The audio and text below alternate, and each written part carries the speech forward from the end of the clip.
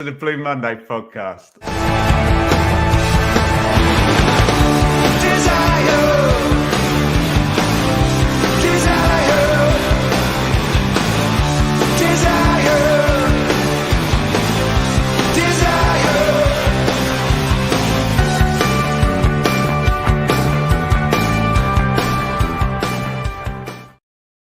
Joe, it's going to be very easy to get distracted by one thing that happened in this game that wasn't done by anybody paid by Ipswich Town or Leicester City. Are you sure on that? So there you go, straight. That maybe kind of distracts from what was a decent performance. Where does that performance rank in Ipswich Town's performances this season? Well, it's our obviously you have to take into account the quality of the opposition, and I guess maybe the point at Brighton, the home game against Villa are tougher games. But ultimately, this is the game that we deserve to win. We're well in control of the game until the 78th minute of it, and then from that point, Leicester obviously get on top and with the extra man advantage, and then score a late goal. But no, we were.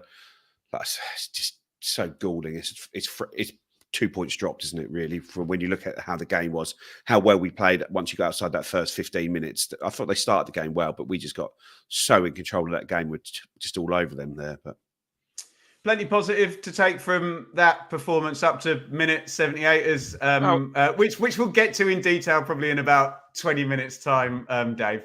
Yeah, absolutely. Yeah, no, several really positive points. I mean, I think to a man, everyone played well. Don't you call out any? Certainly 1 to 11. Yeah, everyone was absolutely superb. Probably played above themselves actually yesterday, as they had to, as Joe quite rightly said. The first 10, 15 minutes, they were I'm not liking this. They were sort of zinging the ball around in midfield, and sort of Fatawi was getting on the ball, and when Anote was getting on the ball, and he thought, this could be a long afternoon. But no, as Joe quite rightly said, we sort of wrestled the initiative after about. Don't think, Joe, there was anything tactically we did any different from about 15 minutes onwards. We just grew into the game, and I'd say dominated the game, but we're clearly the better side for the next 60 minutes or so.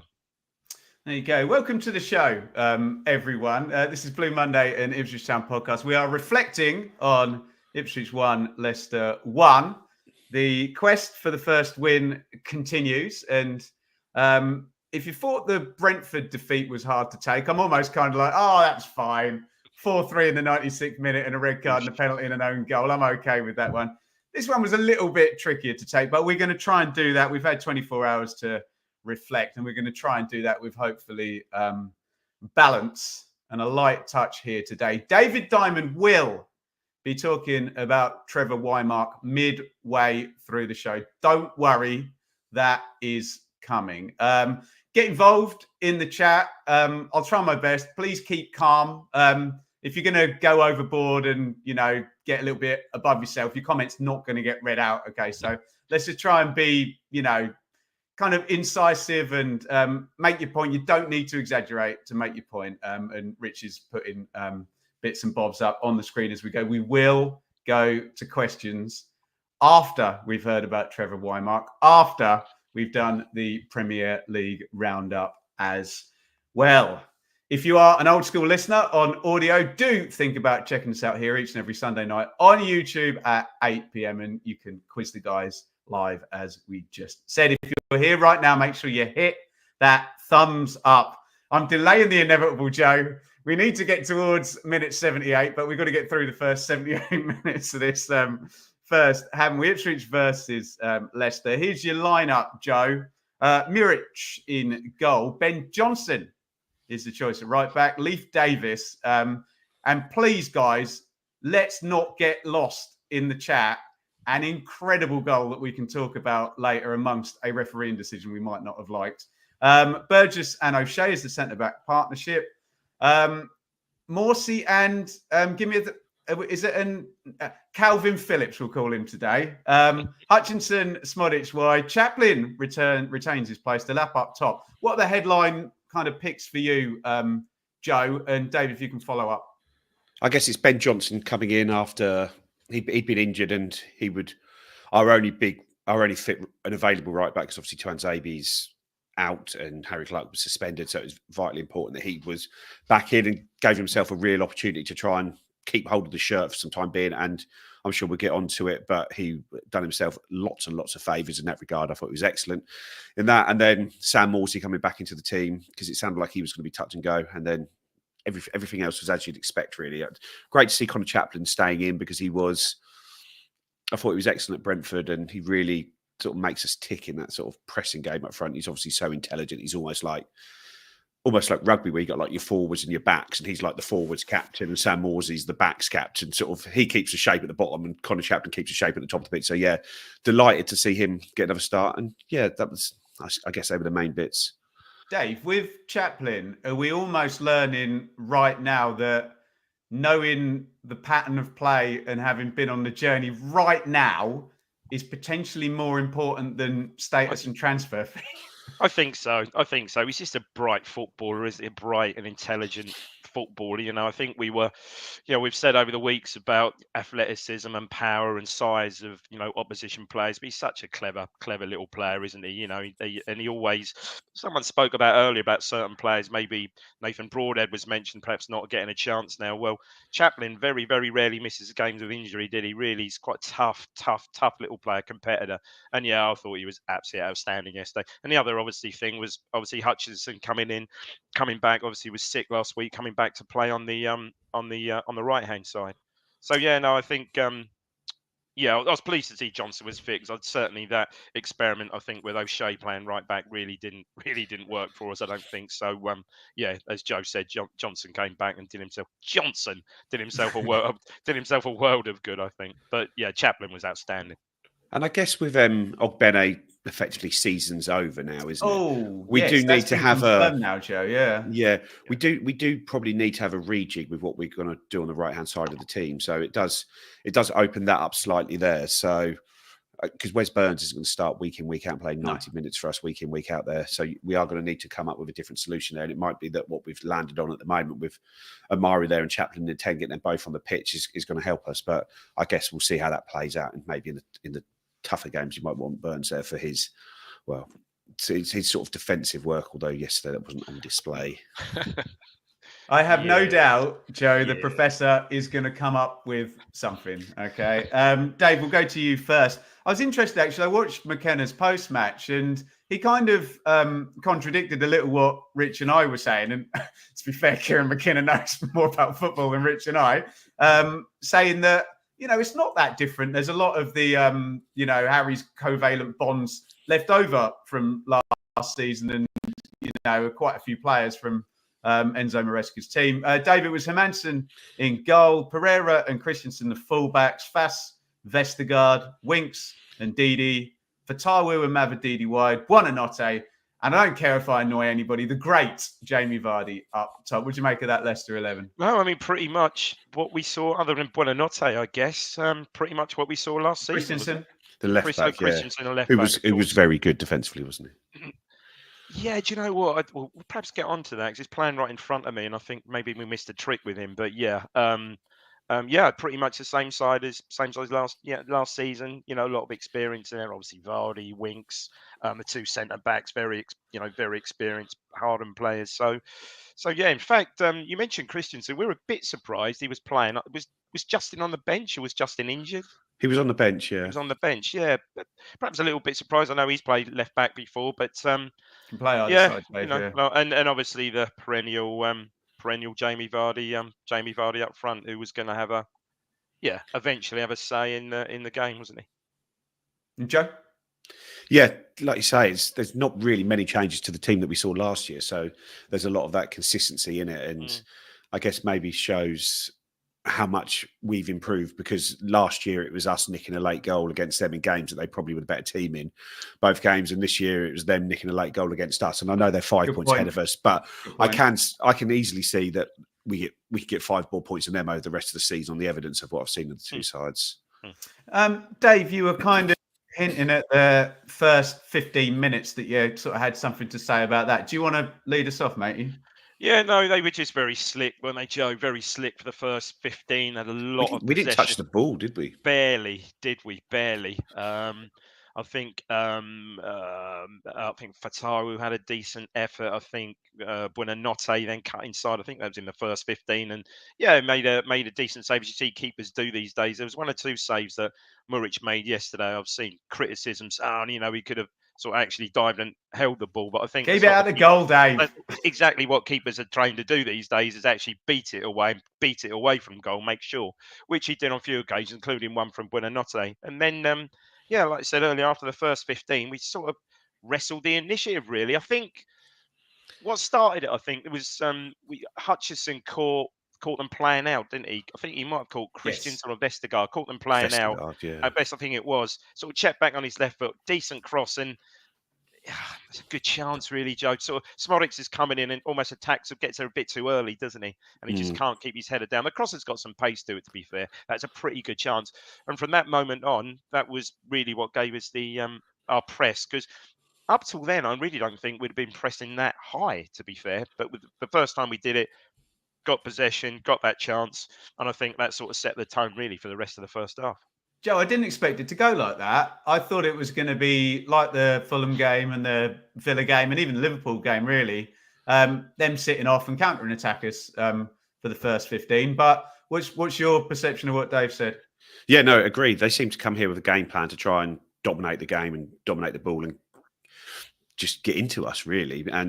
And for, like I said, the first 15 minutes, like Vardy was making some really nice runs and dragging defenders about. He gets put in for one and probably should shoot, but tries to skirt it to Mavididi, who fluffs his lines on that one. And just a couple of times you could see he was really getting onto Burgess's shoulder and running off him, and with Buonanotte carrying the ball into it. It was looking really dangerous. But I think maybe Phillips got into Buonanotte a bit more after that, didn't he? One they got a yellow card for, but he sort of followed him around the pitch for quite a bit after that, and I think maybe that's what changed it. I don't know. Yeah. Well, we'll get to the first Phillips yellow card because we're going to need to. That's at 44, but Dara O'Shea should score from that set play, shouldn't he, Joe? Yeah, and it's right in front one of those ones. No, I was actually in the boxes on the other side today, in the west stand. Pick your box. Which box, Dave? Pick a box. Any box. Pick a box. Any box. And open a box. Yeah, so I had a lovely view of Leif Davis's goal, which I'll come to later. Oh, but yeah. So the Ooh. cross comes, and it's just one of those training ground moves, isn't it? I think it's Fatawu who's supposed to be marking O'Shea, and Phillips just picks him up as a blocker, doesn't he? Just stands there, and it's a free run. He gets around the back post. He's got all the time, and he just heads it down and wide, doesn't he? And it's a really, really poor header and you can see from the second he does it, he knows it's a big chance, and he knows he's messed it up. But yeah, that should be one. You've got to be hitting the target there. There's no excuse on that one, is there? No, not at all. Do you take us to the end of the half, Dave, and talk to me about a yellow card for Calvin Phillips? No, there's several good moments for the rest of the half. Chaplin has one good effort just wide, then he has an absolute brilliant effort, Joe, doesn't he? It's a great move. The ball was sort of played up to Delap. It's sort of like half volleys a ball into Chaplin, who we've seen him on, wide right, comes in off wide right off the edge of the box, drops his shoulder a couple of times, gets it out of his feet. Absolutely hammers a left foot shot. That is close. You'd have had a great view of that in your usual seat, wouldn't you, Joe? But that looked really, really close. Just swung wide. And then it's kind of off the ball. I mean, again, I didn't kind of see it because it was, I think kind of off the ball. I think the ball had gone, and 44 minutes clearly.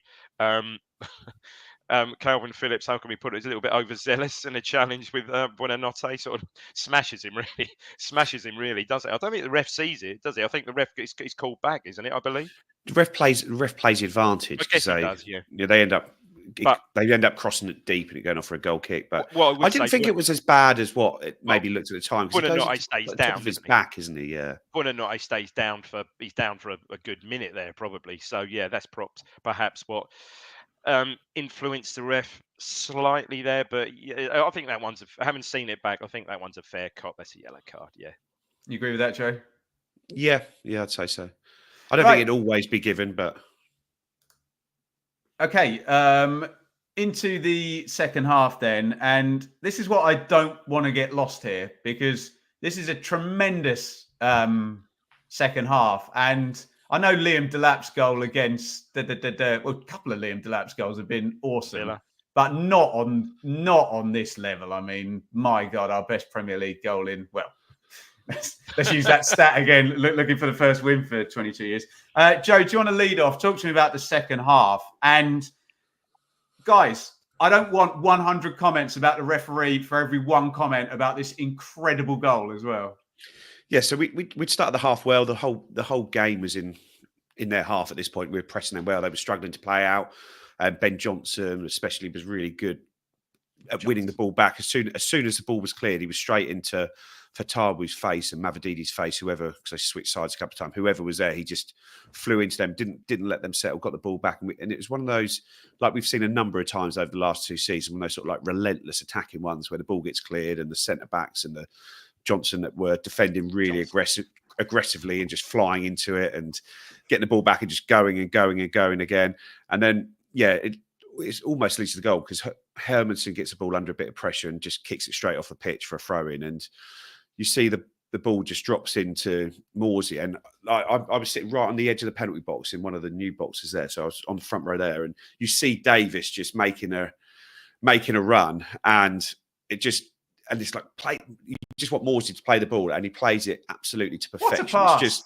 It's just sort of 6 inches above the head of the defender, desperately trying to get there. And for me, I thought Davis is going to cross it, but he doesn't. He just cushions the ball almost across the, like volleyed into it. And I don't know if it just clips the post as it goes in or just straight into the side net, but it's a incredible finish. And like the pass is incredible and the finish is even better.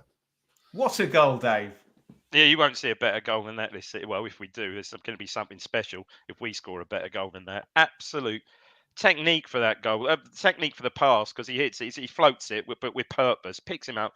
And the technique for it is just ridiculous because it's, Joe quite rightly said, it's perfect because he changes his body shape, Dave. Changes his body shape, arriving, doesn't he? Body shape, and he cushions it with the side of his. It's such a hard skill. He doesn't hit it off his laces. He almost cushions it in.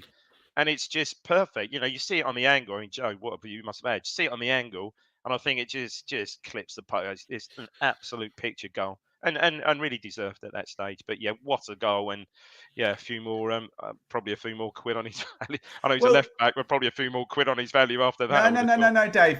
It was exactly the next point I was going to make. This season, if worst comes to worst, we are building stars. We are building assets, and that guy has signed a new contract. And he got found out in the Premier League. He'll get found out. He can't defend. It's like, okay, let's watch and learn. Watch and learn, ladies and gentlemen. Dave, where does the game go from here, from 1-0? I guess, they're not really threatened at all. They don't threaten at all. I don't think I think we're controlling the game really, really well.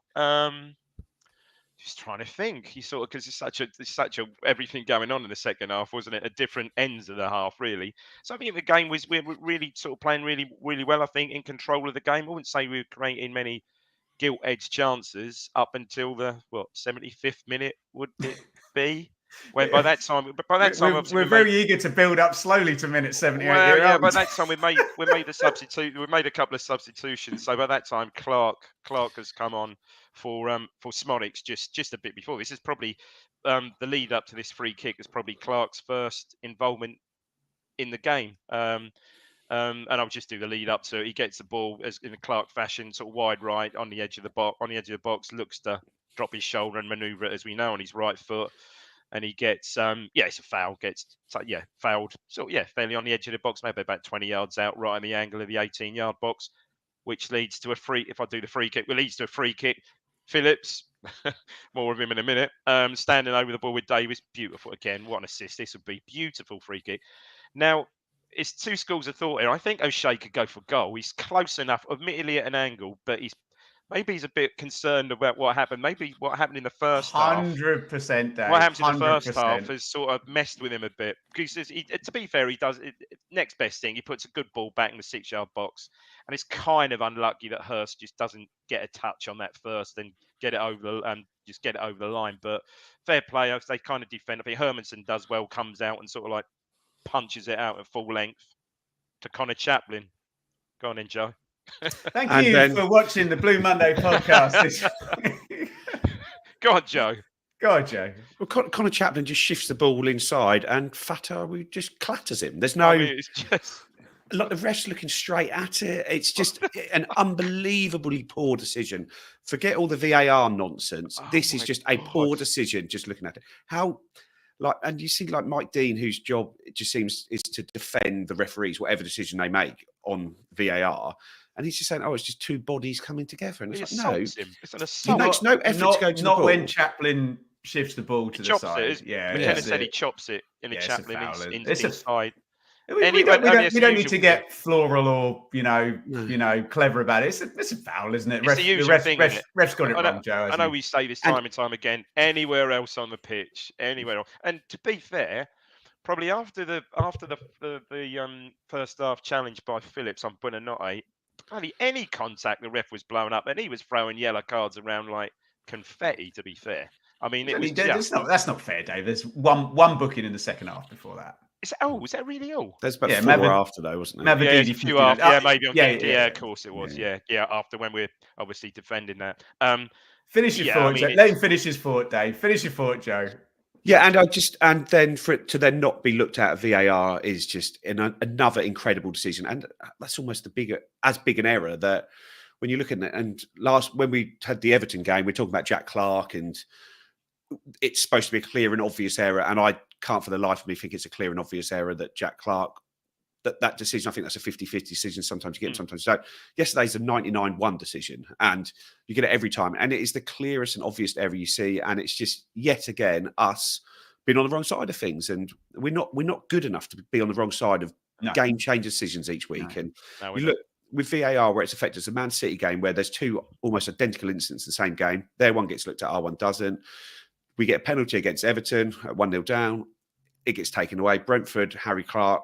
They look at that to say the foul continues into the box when doesn't it? I don't know. Joe, those ones almost look reasonable compared to this one. And I'm not going to go with your 99-1. Yeah, but it's a foul, isn't it? Yeah, and it's just a penalty, shouldn't it? And it's just five or six times where we're just on the wrong side of things. And I say last week, even Harry Clark, the second yellow for last week is potentially. I think Harry Clark has the ball last week and gets sent off. Today, Phillips pulls out of that and he gets a yellow card for that. And it's like he doesn't really even catch him, does he?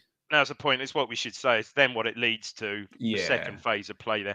Phillips is a bit unlucky. It's a great bit of skill by Phillips initially. But then the bad touch off his knee stitches him up, doesn't it? I think he pulls out. And do you know what? Fair play to Ricardo, because he gets up. He's not like Buonanotte first half, to be fair. He gets up. My lad says that. He said fair play to him. He gets up pretty quickly and doesn't really make much of it. But Dave, there are always a yellow card where you miscontrol it. They always get. And look, he's walking that tightrope. I mean, look, we saw in the Championship. Let's face it, there were one or two when Morsey was walking the tightrope when you were wincing because he just went our way last season. I think, honestly, I was saying to someone last night, I just think we used up all our luck last season. Yeah, right. Joe, I'll try and choose my words very carefully so people don't think that.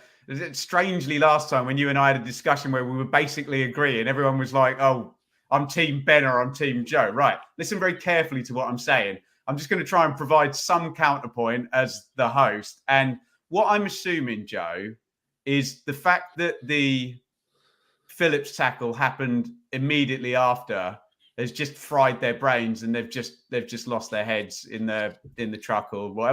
I'm not excusing it. I think that's probably what happened. I think the ref had lost control of it at that point. Yeah. He'd lost control of the game at that point, and it kills us. We go from being 1-0 up with a penalty to 1-0 up with 10 men. And and the game, I think they showed a match of the day, the amount of shots Leicester had, and up until that point it was like 4 shots, and after that was like 13 shots, and it just absolutely the game just flipped on a knife's edge. And it's just, like I say, we don't want to talk too much about referees and VAR, but ultimately yesterday it was the big moment in the game. The game just changes on that, and we try and get out there, and as it continues on, and then the ref at that point is just booking everyone for everything, like just every bit of time wasted. I'll give you your confetti there, Dave. Now, thanks, guy. Thanks, Ben. I didn't say when the bookings came out, but yeah, no, yeah, Joe's right. It just completely changed the whole narrative of the game. Phillips was having, I thought, a really good game up till that point. Ironically, I think just before we had the free kick, he was about to get substituted. They're all lined up, ready to come on just before that free kick. I thought, well, certainly Kiyuste was, I think, for him. Look, yeah, it's just a tough one yesterday. Really tough one to take that. Yeah, because Morsey goes over to chat to McKenna, and I think what he said, it seemed to be like Leif Davis was struggling, so maybe just hold off on Kajust. When's this, Joe? Just before the goal, the free kick. Basically, Clark, Kajust, and Hurst would stand on the sidelines for probably nearly 10 minutes, ready to come on, and then during that, like Morsey comes over and speaks to McKenna, and I think it's saying like Leif Davis is injured. I think so it looked like he had cramp. Yeah, maybe keep an eye on sort of. Maybe bring Connor Townsend on, so maybe don't use this sub yet if you don't need to. Give it a couple of minutes, and then so Kajust then puts his bib on and starts warming up again. That's a really good point. Townsend was called back and had his top off, had his bib off, ready to come on. Yeah. So look, we can do a bit more at the end, but let's just be very, try and be very balanced about it. It's a bad call. It's probably the worst call out of the ones that have sort of by far. Gone against us this season, and it's very, very bloody annoying. And then compounded by what happens immediately after it. And Joe, if you're Leicester, you have to then go, oh, okay, we might have got a little bit lucky there with that one. We can go and get the equaliser now, and Ayew's coming in minute 86. Do you want to take me up and into stoppage time? Well, they have one really good break, and sort of just tries to drag him down. He sort of seems to slip and tries to drag him, and Buonanotte rolls it in. And I think is it Ayew again who beats Muric, but Cameron Burgess gets behind him and block. Clears it off the line. Yeah, well, not quite the line, but yeah, it was an excellent bit of defending, goal-saving bit of defending. And we've seen, they haven't chanced it, but we're seeing how generally okay was defending our set piece really well. Darrow, Shane, Cameron Burgess, excellent, winning everything, coming into the box and clearing our lines. And then in the sort of 95th minute, Sam Morsey gets the ball and makes a burst to get away. And again, another one where the Leicester guy I don't know. He does put sort of two hands on Morsey's back as he goes round him. And when you look at some of the free kicks that are given during the rest of the game, like the foul on Clark, the ones on Amari, every time Buonanotte gets the ball, he goes down. Fatawu's down all game. Indeed, and the refs giving all these sort of fouls are getting given all game, and then Morsey, it doesn't get given as a foul, and Morsey maybe just needs to boot the ball down the other end of the pitch rather than try and run it. But I think if Morsey's trying to think, well, if I get the free kick here, that just knocks 40 seconds off the clock. We slow it right down and do that. So it's another frustrating one. Wes Burns then comes across and sadly puts in a real powder puff challenge to try and get him, and he just gets shrugged off. They drive the ball, they give it to Ayew. He plays a really neat 1-2 with Vardy, and then just rolls it sort of through Muric's legs. He can't really do anything about it. It's so close in. And at that point, it's just, you're just hoping to hang on for 1 point at that point, because it was a real sort of onslaught for those last few minutes, and the added time getting longer and longer. I think 8 were added, and I think we needed to play 10 in the end as well. And it was just but I say just so frustrating. And I was pretty angry with the goal, and to the point where I jumped up to shout at the ref, and some people in front thought I was jumping up to celebrate the goal, and there was some heated verbals going on. Which we did speak to each other at the end of the game, shook hands and moved on. But it was sort of being accused of being a Leicester fan after that, when I was already feeling like 10 feet below the ground already, was a bit of a killer in that side of it. But no, it was just probably a deserved goal from the period where they were playing with 10, when we were playing with 10, because they did, even though we defended well, they were really knocking at the door. But just as we've said previously, the game totally just flips on that Calvin Phillips or the non-penalty red card, because you're likely 2-0 up at that point, and it would have been game over. Dave, you'll probably shout at me for asking this question. I wasn't at the game yesterday. I was doing birthday stuff. By the way, my missus had, shall we call it, a significant birthday today. So happy birthday to the gorgeous and Birthday, wonderful Shaylee. And we won't talk about the significance or the number birthday, of Shaylee. said birthday, Dave. I was expecting a muggy, deflected kind of set play goal. This is a pretty good goal, isn't it? Yeah, I think it is. I mean, Morsey does really well. I think it's McAteer. The ball from the original move, the ball drops the edge of the box. I think McAteer's on a sub. It's a volley, and Morsey does brilliant to charge it down. It's one of these ones which you love. He chases after his own clearance. It's brilliant, and he gets there. And as Joe quite rightly, I think he's running on fumes by that. I think even Morsey's running on fumes by that time. It's a shame it's not the wrong way round. A shame it wasn't Burns with then Morsey having to make the second challenge. But anyway, like Joe, I thought when I saw it in real time, I thought, oh, he's all over him. That's a foul, but it's not a lot of contact there. I don't think. I get what Joe's saying that soft ones like that had been given in the game. That, to be fair, I don't know how that ball doesn't just spin out for a throw. Somehow the ball stays in because it's so touched to the line. And Samari comes away with a ball, and it's terrible from Burns, isn't it? I mean, Samari's a unit. Again, another one of these massive players. He just, it's quite, when you see it again, it's almost comical. He just bulldozes past Burns. Burns goes flying. It's a terribly weak challenge. Then I think it's quite clever, isn't it? He plays it inside to Ayew. Nice skill from him. He kind of changes his feet as he gets the ball. And someone, I don't know who said on the chat there, oh, Vardy's a has-been, he's finished. Well, I'm sorry, that touch from Vardy is just ridiculous. And yeah, it's a finish. Clever from Ayew because the one that he missed where Burgess clears it off the line, he dinks it over him. But this time he does no dink there. He just hits it, well, through him, doesn't he, Joe? Through his legs and in. You could say they cut through is pretty easy, but I think it's pretty good football there. I don't think the defence can do a lot of this. Yeah, Burns, he's just got to do better there. Has to do better. Okay. Sicker, no. Sicker, no. 2 weeks in a row. We'll have a sicker, no. 2 weeks in a row. Sick and Joe, just post game, I don't think I've heard Portman Road going after a ref that badly at the end of the game. It was really intense, wasn't it? Which is good. We need to be a tough place for refs to come and teams to come. That we want to make advantage of our home advantage, and we do that. But there was a real, it was very, very heated. Even McKenna went straight over to him, where he never ever does that. And I think that's just so frustrating when you've done everything right. You've got your game plan right. You're outplaying a Premier League team. You've got 3 points just sitting there ready for you, and then it becomes one, and unjustly. Not since Clive Thomas came back in the ref.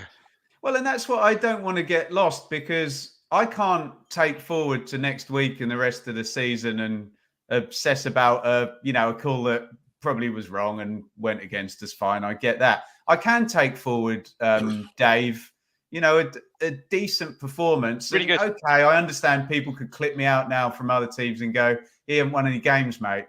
Keep talking about your decent performances and blah, blah, blah. But, it's what would you rather be kind of knocking on the door and, perhaps a slight sense of injustice in that game going against you, or playing really badly and losing in the last minute? Exactly. I think we've got to be positive about we are competitive. I know these are the games we looked at. Everton, perhaps the last home game was perhaps our worst of the season. Unfortunately, we chose to. Yeah, we really didn't turn up that day. I think Everton did a job on us, to be fair. But no, yesterday, from what I said, from 1 to 11, we were absolutely superb. I thought would have deserved the 3 points, but as Joe said, we need to be, for us to survive this season, right from the Liverpool game 1.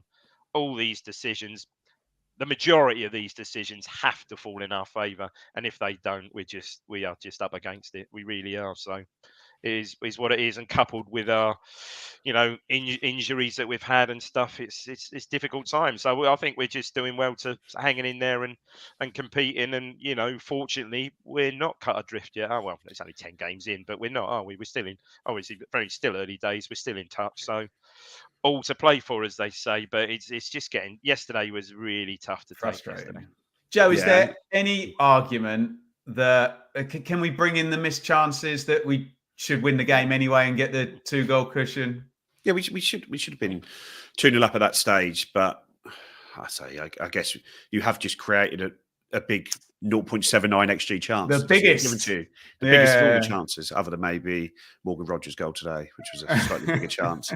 But it's the little things, and like you say, we just need that bit of luck. And if we need to be getting 75% of the 50-50 calls go our way, because that's what we need this season. Yeah, I was speaking to a Brentford fan last night, actually, and he'd been to the game last week, and he said, even before all the sort of more controversial refereeing points, he said you could tell the ref last week at Brentford was a homer there because all the little things they were getting there. And he said, and in your first year in the Premier League, you just can't compete with that. You need this, and we've had another week this week like there. So it is I know yesterday we were talking about a big decision going against us, but it's really difficult when all the little ones are going against you, when they're just buying free kicks every time, and you're not able to do the same back. And we maybe just don't have that sort of Premier League experience in that side of it there, and we need a bit of help, and we're not getting any.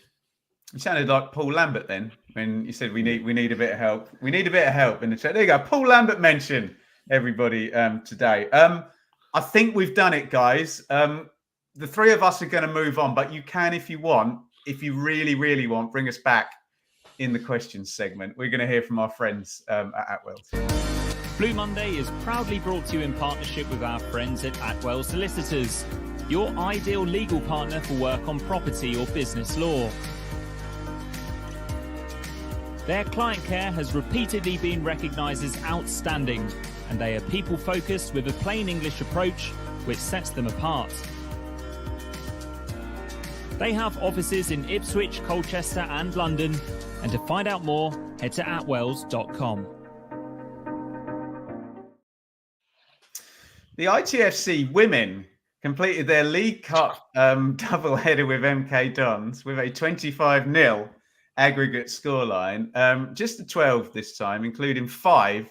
So I think I'm just going to call her 5 from the GOAT as Town progressed to the next round of the FA Cup. And we're going to be back next week ahead of a nice trip to Spurs away. They snuck in today, didn't they? Blue Monday Rewind with Dave and Craig. That's coming out on Tuesday. Even more annoying, that late goal. Myself and Mikey with the predictions. What's got 2 thumbs and had Ipswich to win that game 1-0 in the predictions? Yeah, that'd be me. Thursday it'll be pre-match. You'll be rejoicing that Seb is back, and I won't have to be in the seat for that one, but I will be in the seat, and this will be very post-matchy because we play on the Sunday, don't we? So we need to talk about that. I don't know who's going to you going to the game, Joe? Yeah. Oh, you may not be seeing Joe Fairs next week. Hopefully you will. No, will you? No, you ain't getting back from. No, it's 2:00 kickoff, isn't it? So 4. I should be just about back. But I'll have to. It might be one that somebody's on standby for me getting back for. Can I have a volunteer in the chat? You know, when people track people on transfer deadline, they track the flights. Dave, can we get someone to track Joe Fairs back from? We could go a little bit later. Sorry, when you speak, that's quite apt. When you speak about tracking flights at 2:00, just as that Spurs game, I'll be on my way to Dubai next Sunday. Oh God! And you're having a pop at him for sitting in a box, and you're off to Dubai. No, not at all. Mate, I've got like minus 700 or something at the moment. I don't know what you guys are complaining about. Dearie me, What? Shocking form. Dubai and boxes. Welcome to the middle class football podcast here. No, wait. No, it's a work trip, Ben. That's even worse. Is it? You get getting paid to go to Dubai, Dave. I suppose technically. No, not technically. I suppose I am. Really. Okay, there will be a podcast, and some of our team will be on it. I'll be here. And hopefully, Joe Fairs will be here. David Diamond might not be. Let's have a look at what went on. You are going to hear from Dave about Trevor Wymark in just a minute. Honestly, we did a roundup first.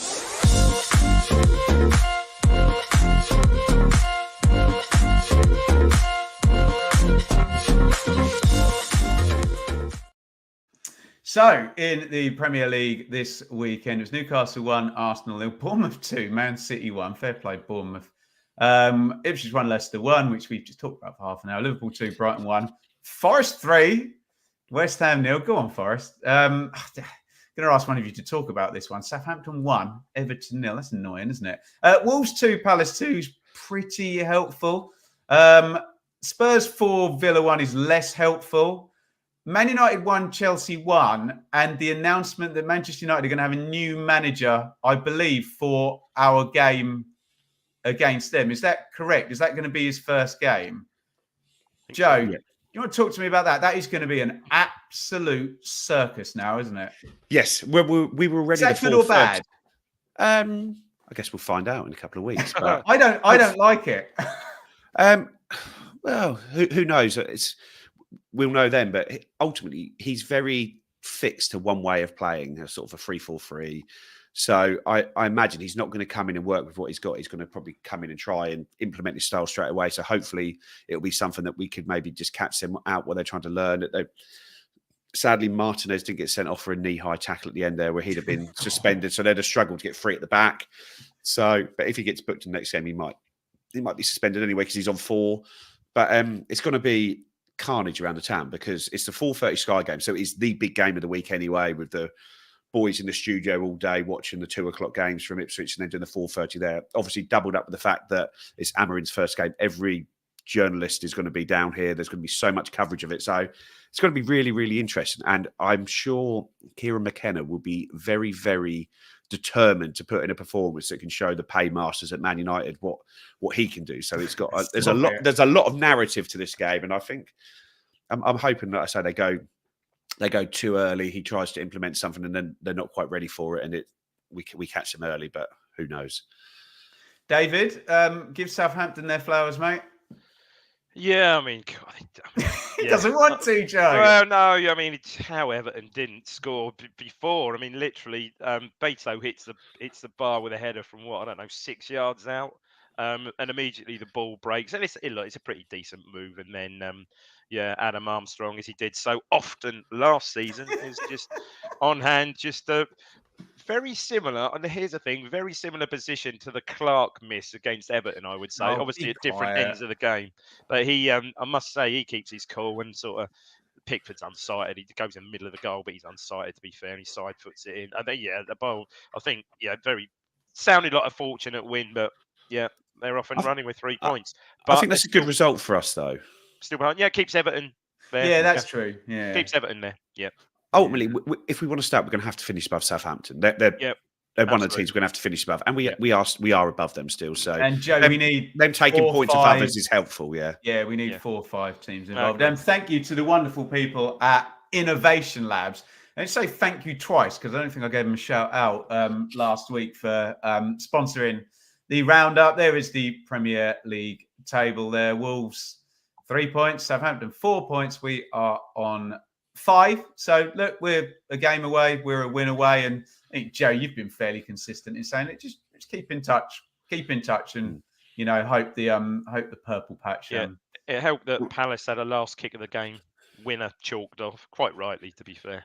We can see that we're getting there, can't we? Like, ultimately, the 2 performances in the last week, Brentford away and Leicester at home, have been 2 of our better performances where we've looked good going forwards. I know Brentford, we sort of had a bit of a howler at the end and letting a couple of goals we maybe shouldn't have done. But to go to Brentford and score 3 goals and score 3 very, very good goals as well is excellent. And then, like I said, we were better side yesterday. So it does seem that the players are getting there. I thought defensively, I thought Dairo O'Shea had an excellent game. And I think it's really, really good to see Ben Johnson play as well as he did yesterday because he could hopefully be the answer there until Tuanzebe comes back into the side and gives up. Muric had a good game yesterday as well. So it's just hoping to everything's starting to settle a bit now.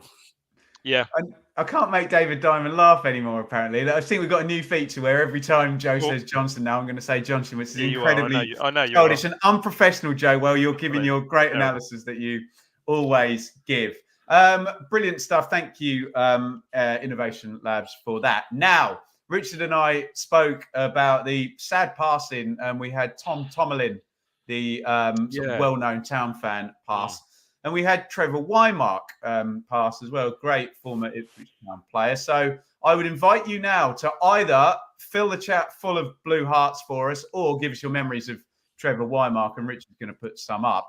We dug out, Dave, 10-year-old clip of you talking, well, not you and I don't know anything about Trevor Wymark. You know a hell of a lot about him.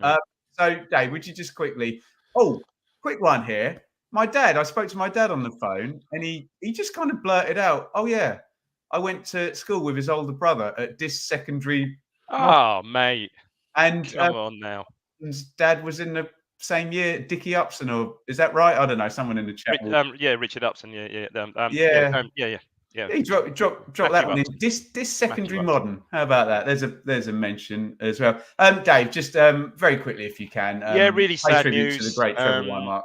Really sad news. He passed away. I think the news was released on Thursday. I think from his family, age 74. I think it was pretty well documented certainly on TWT and fairly well known. He was been suffering with I think dementia for the last 3 or 4 years. I think.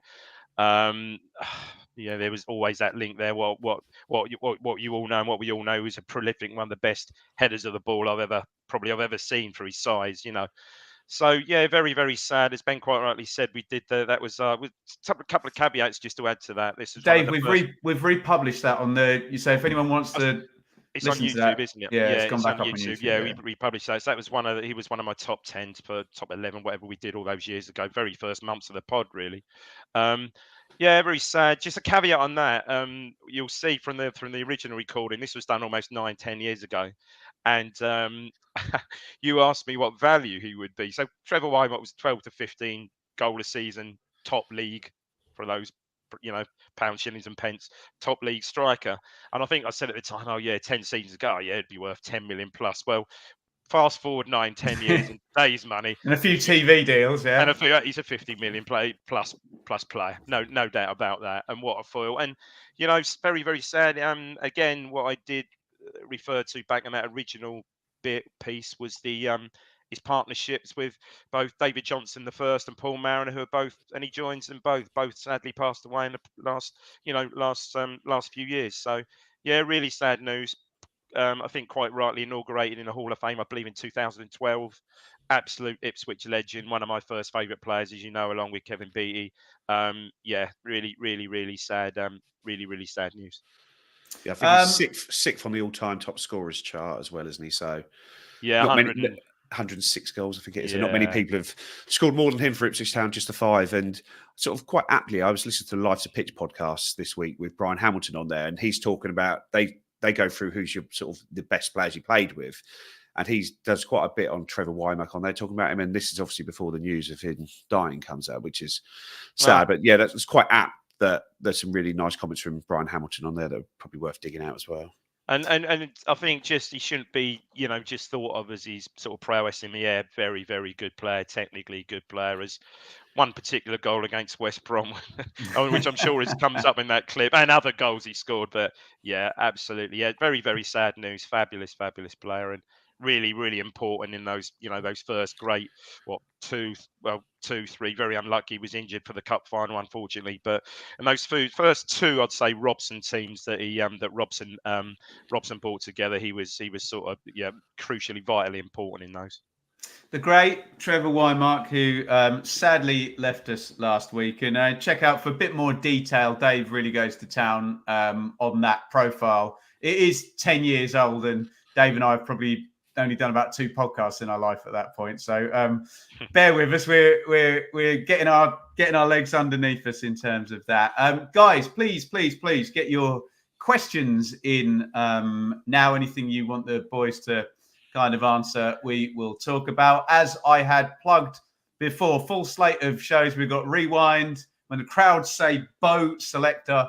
Then we've got the predictions on Wednesday. We've got the pre-match on Thursday, and we're doing our show booking live on the show tonight on Friday and figuring out what the hell is going to go on Sunday. But we'll sort it. We always do. Stick a Q before your question and a question mark afterwards. We've got Richard in the producer's seat, flagging them all up for me here.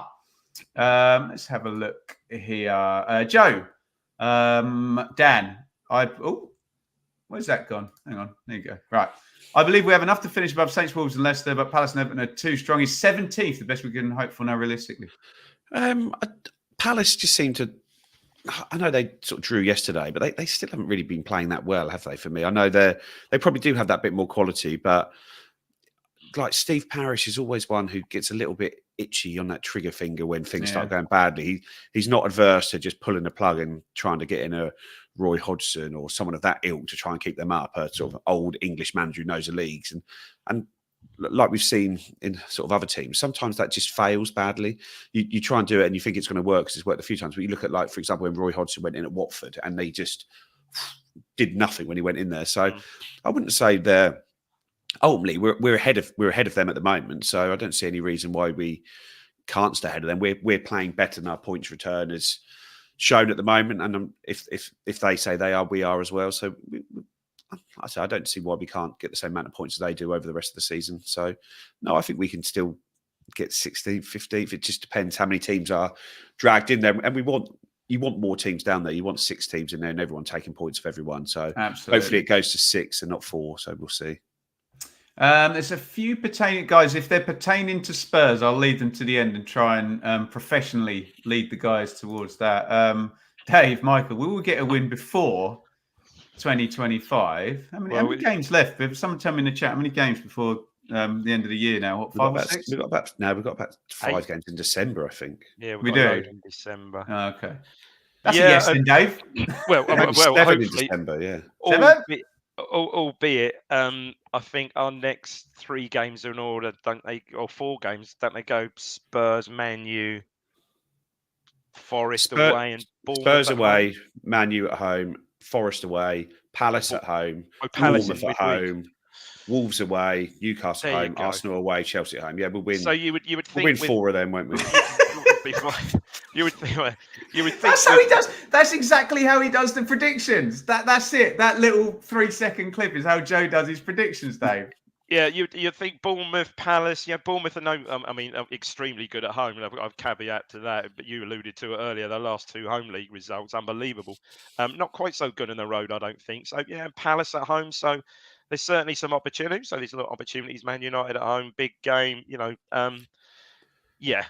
I would certainly hope so. If we've got any pretense about any thoughts about staying up, we will need, I think, at least a couple of wins before 2025 comes around.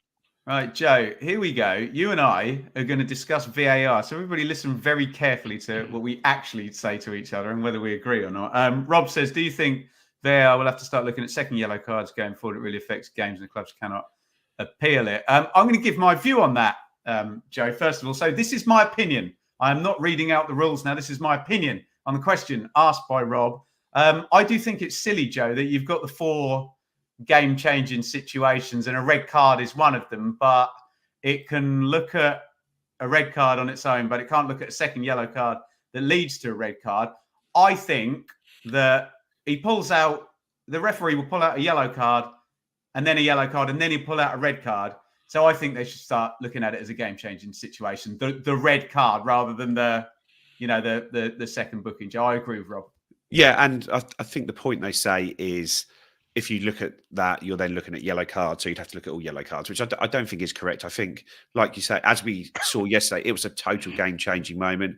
And that's like yesterday, to be fair, that's probably one that maybe doesn't get overturned when you look back at it. And I guess the only difference is for yellow cards is sometimes they can just be part of a sort of totting up procedure. And it did look like he was making that point to Phillips. He sort of pointed to a couple of places. So saying maybe that's your 3rd one and that's going to be it. But I don't think you can probably look at that and overturn it because it is a foul. And whilst I think it's more just he's just lost control of the moment and maybe could have let it go in that regard just to try and sort of clear his head because his head looked like it had gone, so he needed to clear his head. But yeah, I think they should be looked at because they are game changing moments, aren't they? And it's a bigger game changing moment to have a second yellow as it is to have a straight red. Mm-hmm. Agreed. Another excellent chat, Joe, between me and you over VAR. Let's see what the internet makes of that particular one.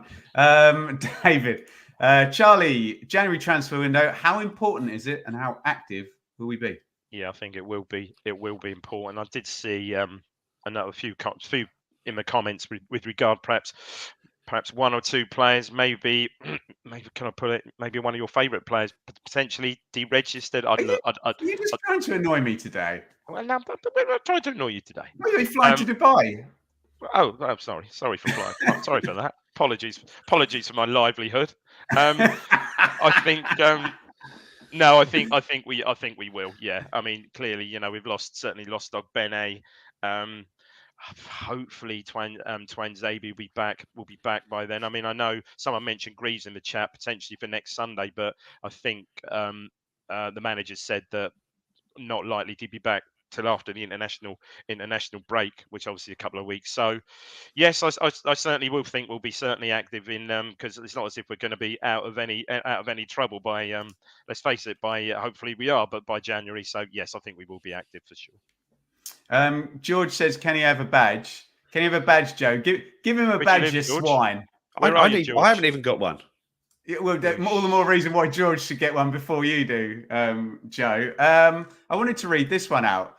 I think, you see, Michael's being semi-flippant with that question, but it's a really good point. Can we end our 10 matches without a win at Spurs? We did that in 2001, courtesy of Finidi George and Alan Armstrong. Can I add something to that? It was actually 15 matches, Michael. But anyway, was we'll go. Actually? I did that. Spoiler alert! Did that this morning. Yeah. The problem is with, and I know Michael's he's just raising history there, but as a kind of analogy and a comparison, Joe, it's apples to oranges because we were really rubbish going into that, and then a run came out of nowhere. Whereas at the moment, there's quite a bit of data that says that a good run could possibly come, which kind of my memory. I think Dave might be about to disagree with me, but do you know what I mean? It didn't feel like that. Joe, you take it, and then Dave, you come in.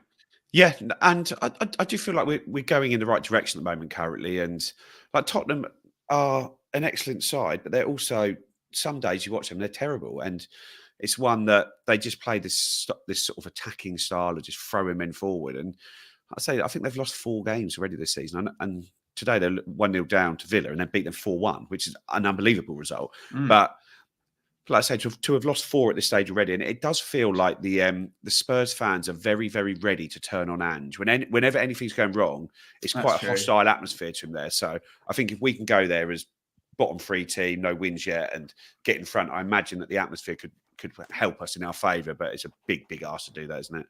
You want to come in on that, Dave?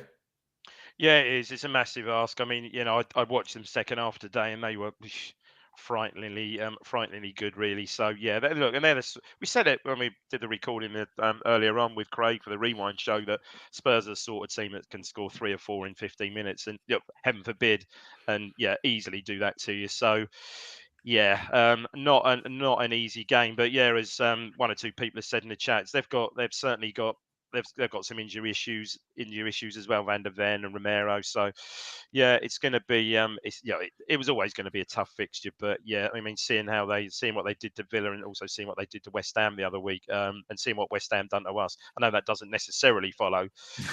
I love that. It's the real World Cup winner, yeah. Yeah, it's a difficult game, but what an occasion for the team! What an occasion for the fans! Acknowledged it's the best stadium in the country. Just brilliant, Joe. God, just must be so looking forward to just seeing us play there. Incredible. Yeah, and one of my mates' boys is mascot there as well. So just see how that goes for him as well there. So just going back to that season. Yeah, that's what I was trying to bring you in on. Sorry, Dave. yeah. So it was a 15 game. So we went from the second game, the game against Derby, the Finidi 10 out of 10 game. We kept play on Sunday, Dave, didn't we? Because of the UEFA Cup. Say again, sorry. Blackburn, Bolton, we kept playing on Sunday, and we played we played a few on Sunday. We kept losing 2-1 on Sundays. Yeah. This is what I was going to say. Just going to bring up, Joe. Of those 15 games, we lost 9, drew 6. 7 of those games we lost by the odd goal. There was one 4-0 thumping at Man U, and I think we lost 2-0 at home to Arsenal. Other than that, every game was by the odd goal, including the bloody Ian Hart Leeds game in that as well. Oh yeah, that came up in Marcus Stewart sending off. I thought that was the year before, wasn't it? Sorry, that was a season before the Ian Hart game. I think so. It was, because Marcus Stewart missed the games, didn't he? And cost us a Champions League spot. Yeah, someone will correct us. Someone will put us right in the chat. Right. Yeah. Right, Dave. Let's take it round to Spurs a little bit, and obviously Rich and Seb will go chapter and verse on Thursday. But just quickly, this last one with Phillips suspended, who plays in midfield on Sunday? Is this me? Yeah. Q-Stay will play. I assume that Q-Stay will play with Morsey, won't he? Yeah, must be. Yeah, it's got to be. There we go. Cool. Right. I think we're just about there, and we are coming up the hour. I got a bit of feedback for ending things too quickly last week, but we do always try and make the show under an hour. Seems to kind of do better and make more sense on YouTube if you do that sort of thing. So let's just get a final kind of say from the 2 contribs today. Joe, just final thoughts. match me up the frustration about the call going against us, and where we kind of stand with this first win? Yeah, I think like last week and this week of both games, I've really struggled to get over them. They've really taken me a good day or two to clear them out of the system. So it's frustrating. We're so close to getting that win and picking up the results our performance deserves, and we're getting better at the moment, and that's all we can do. Like I say, it might not be enough this year, but even if it's not, we're going to go down in such a strong position. But I don't think there's need for any talk about that at the moment. I think the guys are sort of playing their hearts out at the moment, and we're getting there. We're landing on something now. Here we go, Dave. Last comment from you before we move on from this game, this refereeing decision over to Spurs. Absolutely agree with you. If we keep playing at the same level, 3 points will come sooner than later for sure.